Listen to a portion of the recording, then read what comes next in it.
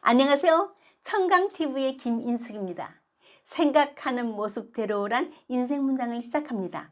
좋아요와 구독은 늘 힘이 됩니다. 새벽 운동길에서 자주 마주치는 아주머니가 있습니다.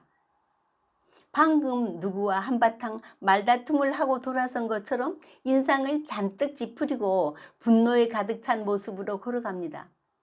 몇 발자국 뒤엔 남편분이 뒤따르고, 처음 배웠을 땐 오늘 남편분과 무슨 말다툼을 하셨나 보다 라고 생각했는데, 그 다음날 배웠을 때에도 똑같은 표정이었습니다. 저렇게 한결같이 인상 쓴 모습으로 지내기도 참 힘들지 않을까? 그렇다고 평상시에 밝은 표정을 짓다가 운동을 할 때만 인상 쓰는 것도 아닐 테고, 친한 지인이라면 활짝 웃는 모습을 연습하면 아름다운 얼굴을 만들 수 있다고 말해주고 싶었습니다. 하긴 충고는 가까운 사이라도 돈을 받지 않고는 하지 말라고 했던가요? 존 램블턴은 마음속에 일어난 생각은 그 속성상 밖으로 드러나기 마련이라고 했습니다. 제임스 앨런이 저서 생각하는 모습 그대로란 책의 내용을 일부 인용합니다.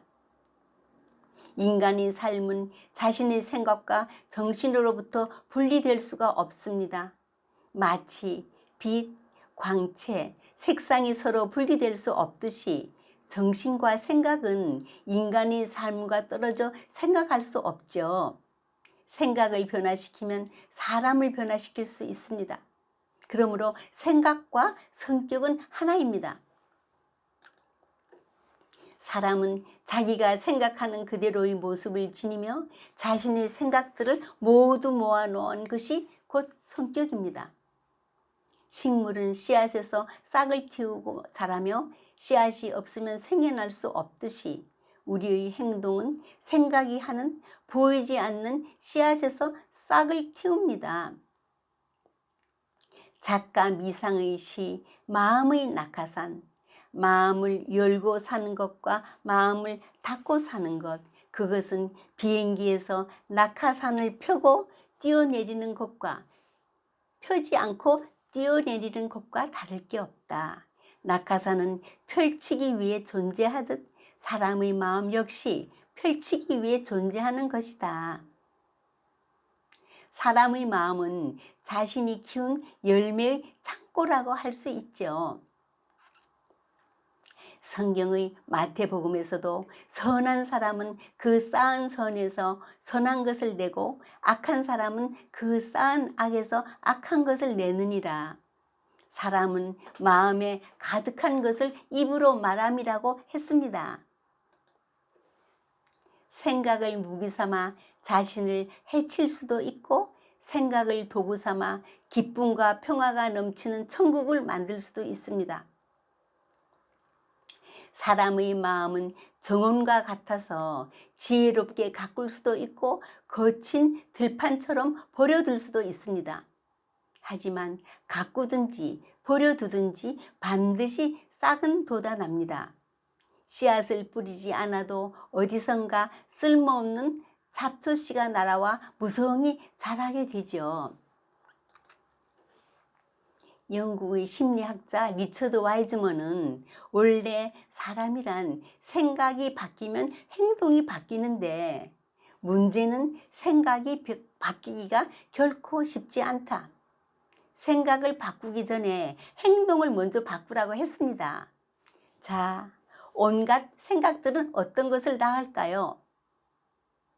아름다운 생각은 품위 있고 친절한 습관으로 드러나며 이것은 다정하고 밝은 환경을 만듭니다. 온화하고 너그러운 생각은 친절하고 예의 바른 습관을 갖게 하며 보호하고 지키는 환경으로 이어집니다. 사랑이 넘치고 남을 배려하는 생각은 희생하는 습관이 되어 확실하고 지속적인 번영과 진정한 부를 누리는 환경을 만듭니다.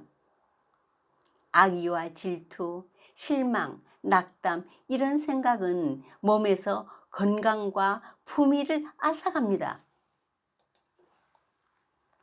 맑은 공기와 햇살을 방 안에 마음껏 들이면 아름답고 위생적인 집을 만들 수 있듯이 기쁨과 선한 마음, 경건함을 거침없이 받아들여야만 건강한 몸과 밝고 행복하며 평온한 표정을 갖게 됩니다.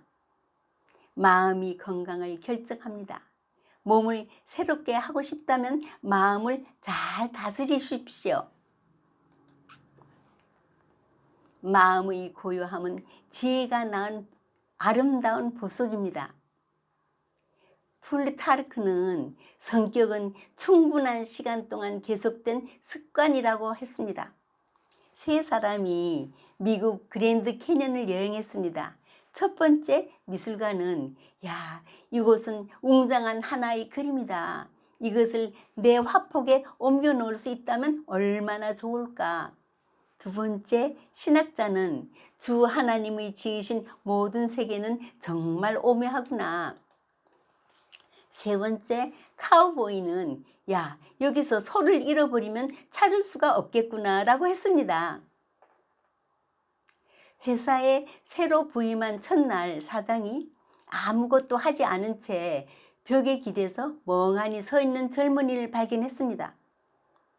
저런 게으른 사원은 이유 여하를 막론하고 내보내 사무실의 기강을 바로잡아야겠다고 마음먹었지요. 자네 월급은 얼마나 받지? 150만 원 받습니다. 그런데 왜요? 사장은 대꾸도 하지 않고 즉석에서 150만 원을 주고 잘라 말했습니다. 이 돈을 가지고 썩 나가서 다시는 내 앞에 나타나지 말게. 젊은이는 얼른 돈을 챙겨 휘파람을 불며 유유히 사라졌습니다. 저 게으름뱅이는 여기서 무슨 일을 했었지? 그러자 한 직원은 더욱 열심히 일손을 놀리며 그 사람은 피자 배달받던 사람인데요. 오늘도 활짝 미소를 띄우며 긍정적인 생각만 하는 밝은 날을 보내십시오. 감사합니다.